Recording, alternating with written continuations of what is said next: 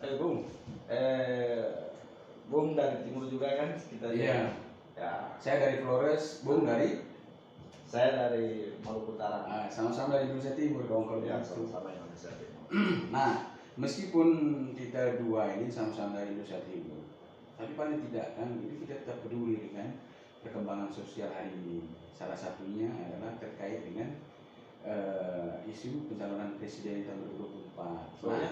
Iya, dan ada beberapa tokoh-tokoh yang muncul itu, sehemat saya itu, misalnya Prabowo, ya, kemudian Puan, Anies, AHY, Ganjar, Ridwan Kamil, itu, ya, itu ramai sudah dibicarakan itu di berbagai media. Gitu. Bagaimana menurut Bung Fahmi tentang hal ini?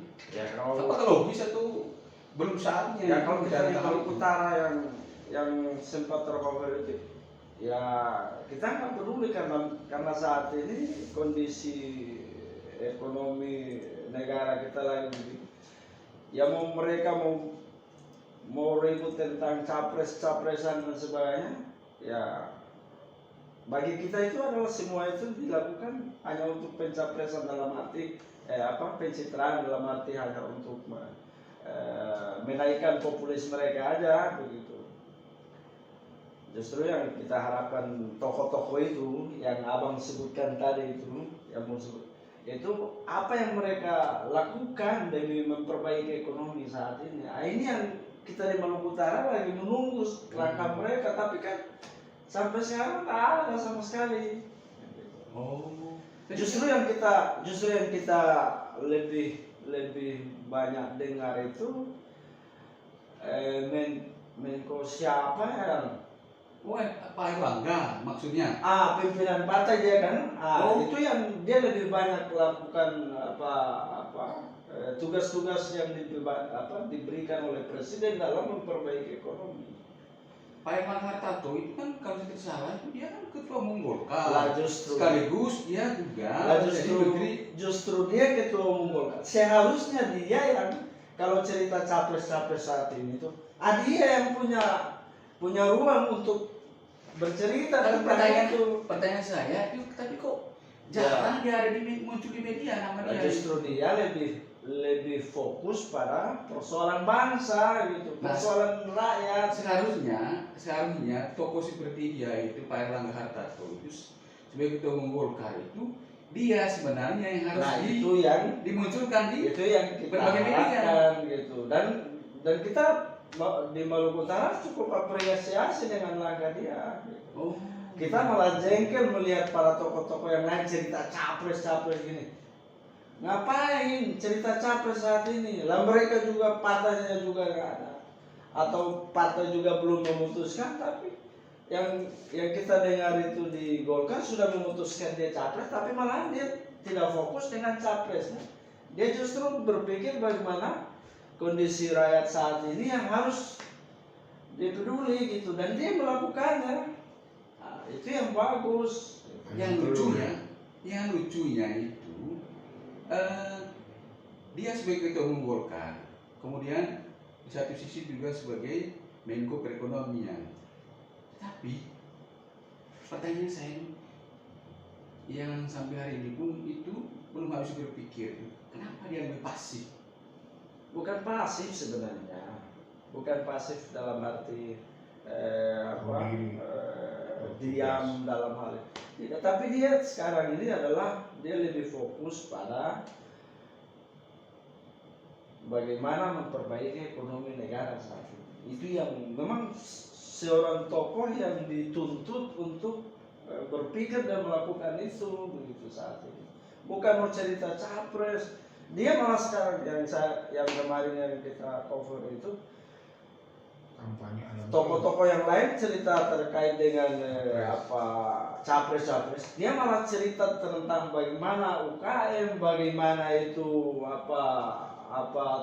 dia kampanyekan telur ayam. Lah itu kan bagi kita sebenarnya kita menyimpulkan bahwa ternyata tokoh ini lebih peduli terhadap ekonomi rakyat gitu. Kampanye ayam telur. Jadi, itu yang kita di wilayah Maluku Utara berpikir juga. Itu menandakan bahwa Pak Erlangga itu dia fokus dengan kerjanya, ekonomi, ya kan? artinya dengan hal itu Pak Erlangga itu salah satu upaya untuk bisa mengatasi krisis ekonomi yang terjadi di Indonesia saat ini. Lah tugas presiden ke depan juga akan berpikirnya dan kerjanya seperti itu. Lah sekarang dia sudah lakukan. Yang ada ini kok tidak melakukan dengan kondisi ekonomi saat ini, malah cerita capres. Bosan kita di wilayah Maluku Utara itu dengar yang cerita. Nah, bagaimana kalau gini Bung Fahmi? Karena tadi kalau saya menangkap itu isi pembicaraan Bung Fahmi itu terkesan itu sepertinya Pak Erlangga itu tokoh yang paling ideal untuk didorong untuk menjadi calon presiden 2024. Meskipun hari ini dia belum mengatakan siap untuk menerima hal itu. Ya kalau harapan kita masyarakat di wilayah timur ya kita mengharapkan tokoh yang seperti itu. Sepakat Bung. Ya kita harus sepakat bahwa itu tokoh seperti itu yang kita harus dukung. Nah ada beberapa teman-teman juga dari Flores maupun dari Papua justru mereka menghendaki Pak Erlangga itu maju sebagai calon presiden. Nah itu kita harus dukung tokohnya yang seperti itu, yang sekarang fokusnya kerja memperbaiki ekonomi itu yang itu dia. Itu yang diharapkan oleh masyarakat saat ini itu harus konsisten itu untuk menjalankan bagaimana supaya republik ini bisa keluar dari krisis ekonomi yang sedang kita rasakan saat ini. Nah, begini usulan saya, bagaimana kalau kita suatu saat itu kita menyampaikan usulan ini kepada Partai Golkar? Ya kita artinya begini, kita mewakili Nusa Timur supaya Pak Erlangga itu bisa dorong untuk calon presiden. Ya kita masyarakat cukup menyampaikan, kita bersuara bahwa ini tokoh-tokoh yang peduli terhadap kita, begitu kan? Kita rakyat kecil, kita di wilayah timur, dan gitu. Contohnya Jokowi, dia sekarang tidak berpikir terkait dengan capres-capresan. Ada yang ribut bahwa dia bisa 3 periode, dia malahan marah, dia malahan tidak peduli, dia malahan kerja sekarang. Dan kerja-kerja sebagiannya Jokowi itu, ya itu yang dilakukan oleh itu tokoh yang tadi Pak Erlangga itu. Jadi begitu Bung, kalau sekarang ini ya kita di wilayah timur itu harus sepakat, kita lihat siapa yang kerja ya itu yang kita dukung. Bukannya mau duduk hanya berbicara atau diskusi atau cerita tentang capres-capresan, enggak. Yang sekarang kita butuh siapa kerja, itu yang kita harus dukung. Sepakat Bu. Jadi menyambung apa yang disampaikan oleh Bang Fahmi tadi itu, memang untuk saat ini kita butuh figur yang kerja nyata. Jadi masyarakat saya tidak butuh bahasa elitis. Nah iya, jadi yang ribut-ribut capres-capres itu kalau orang Papua dibilang itu kau tipu, katanya begitu. Jangan kau tipu. Nah, gitu. Kalau kita di Maluku Utara ya itu hanya foya begitu. Jadi kalau bahasa Floresnya itu adong, ada tipu. Jadi kami juga dari Flores itu menghendaki supaya yang didorong nanti calon presiden 2024 itu adalah orang yang rendah hati. Saya kira dalam konteks ini Pak Erlangga itu punya dia. Jadi karena dia selama ini kan kalau saya perhatikan itu kerja nyata, hanya dia kerja dan kerja. Itu yang bagus. Ya justru kita sekarang di wilayah timur kita lihat siapa kerja. Kalau apalagi yang sekarang sudah dibuktikan itu Pak Erlangga sebenarnya dia sudah buktikan dia tidak konsen terhadap kepentingan dia mau nyapres atau itu kan. Seharusnya dia pimpinan partai dia sudah berpikir, wah saya ini punya peluang capres ini kan, saya harus kerja saat ini mempersiapkan capres. Justru dia nggak berpikir itu. Yang dia sekarang itu adalah menjalankan tugas negara, melihat kondisi masyarakat, dan dia melakukan itu. Padahal gampang ya. Gampang dengan Erlangga itu karena dia sebagai ketua umum, tinggal dia teken aja yang jadi. Dan itu Kalau sangat presiden, mudah. tapi dia tidak mau kayak gitu. Bukan tidak mau, cuma kondisi negara ini saat ini dibutuhkan tokoh yang kerja. Bukan kerja mempersiapkan dirinya untuk capres yang ribut-ribut capres yang ada, bukan. Tapi bagaimana dia kerja memperbaiki ekonomi yang sekarang ini diharapkan oleh rakyat. Dan Dan itu ada tokoh-tokoh yang melakukan, salah satunya ya dari sekarang yang paling intens itu adalah Pak Erlangga. Itu yang bagus. Saya kira menginginkan tokoh yang rendah hati dalam untuk menjadi presiden 24 itu tidak hanya di wilayah Indonesia Timur. Saya kira seluruh Indonesia ini menghendaki tokoh yang rendah hati seperti Pak Jokowi. Ya baguslah kalau, dan memang kalau kita mau Nah, karakter itu adalah sama Pak Erlangga sebenarnya itu. Iya. Cuman dalam konteks hari ini Pak Erlangga belum full ya. Betul itu. Ya, karena dia masih konsentrasi di kerja dan kerja gitu. Betul itu Bu. Kita di Maluku Utara kok mereka berpikir, ih kayak Pak Erlangga seperti Jokowi ya, dia nggak peduli mau orang ribut ini, dia fokusnya kerja begitu. Iya, betul. Kami juga dari Flores itu ya butuh seperti Pak Erlangga gitu, karena dia fokus dengan kerjanya. Dan itu tokoh yang memang diharapkan, bukan kalau yang Bung bilang tadi, bukan hanya kita di Maluku, kita di wilayah timur, tapi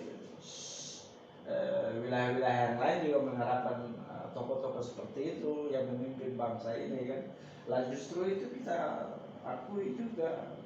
Ya, bahkan memang Indonesia Timur itu pada umumnya itu merindukan seperti figur Jokowi, karena Jokowi itu bagi mereka adalah tokoh yang bisa memberikan perubahan baru di Indonesia Timur.